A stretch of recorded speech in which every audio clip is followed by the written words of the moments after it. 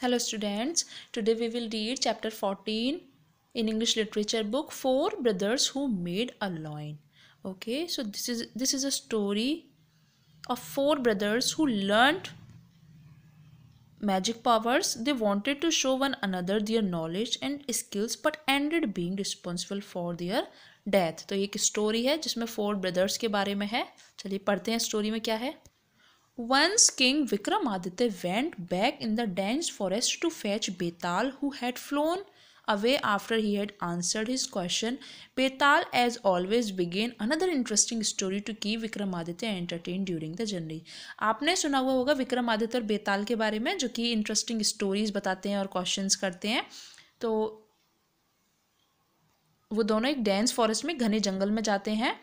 Once upon a time there lived a Brahmin in a city. एक बार की बात है, एक सिटी में एक ब्राह्मण रहता था. हु हैड फोर सन्स, जिसके चार बेटे थे. The Brahmin had himself taught the Vedas and the holy scriptures to all of them. However, both Brahmins and his wife passed away while the children were still young. तो क्या था कि उन्होंने खुद को वेदास के बारे में और होली स्क्रिप्चर्स के बारे में सभी को बताया हुआ था. हाउएवर, लेकिन जब उनके ब्राह्मण और जो उनकी वाइफ थी वो पास्ट अवे, वो यानी कि उनकी डेथ हो गई. While the children were still young, लेकिन उनके बच्चे फिर भी जवान थे. Their greedy relatives tricked them out of their property. तो उनके जो रिश्तेदार थे जो कि बहुत लालची थे, तो उन्होंने कोशिश की उनसे प्रॉपर्टी लेने की. And the boys were left penniless. तो प्रॉपर्टी उन्होंने ले ली और उनके जो बच्चे थे वो पुअर रह जाते हैं. Since they were too young, क्योंकि वो बहुत छोटे थे. And did not know how to earn a living, उनको नहीं पता था कि कैसे रहना है, आगे क्या करना है. They decided to go to their maternal grandfather house. They reached there after a hard journey only to know that their grandfather was no more. वो एक बहुत हार्ड जर्नी के बाद पहुँचते सिर्फ ये जानने के लिए कि उनके ग्रैंडफादर हैं वो अब नहीं रहे. However, their uncles gave them shelter and the four boys continued with their studies. लेकिन उनके जो अंकल होते हैं वो उनको एक शेल्टर देते हैं, रहने की जगह देते हैं, और जो बच्चे होते हैं वहाँ अपनी स्टडी को कंटिन्यू आगे करते हैं.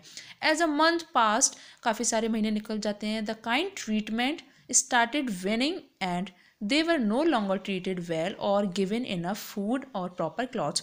तो काफ़ी जब टाइम हो जाता है वो रहने लग जाते हैं, तो उनको प्रॉपर तरीके से खाना वाना उनको ट्रीट नहीं किया जाता.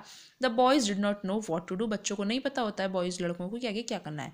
वन डे, एक दिन, as they sat together thinking about how to end a pathetic situation. तो वो सोच रहे होते हैं कि इस सिचुएशन से कैसे बाहर निकला जाए. द एल्डर ब्रदर सैड, एक जो बड़ा भाई होता है वो बोलता है, what shall we do now, अब हमें क्या करना चाहिए. We can not continue to live like this, हम इस तरीके से नहीं रह सकते. It seems to me that we should master some skills which help us to earn a lot of money and we free from our present problems. कि हमें कुछ करना चाहिए, अपनी स्किल्स को यूज़ करना चाहिए जो कि हमें मनी को अर्न करने में हेल्प होगा, और हम प्रेजेंट जो हमारी प्रॉब्लम्स हैं उनसे हम बाहर आ सकते हैं. बच्चों, इसके बाद की स्टोरी हम नेक्स्ट वीडियो में कंटिन्यू करेंगे. अभी आपको यहीं तक रीड करना है.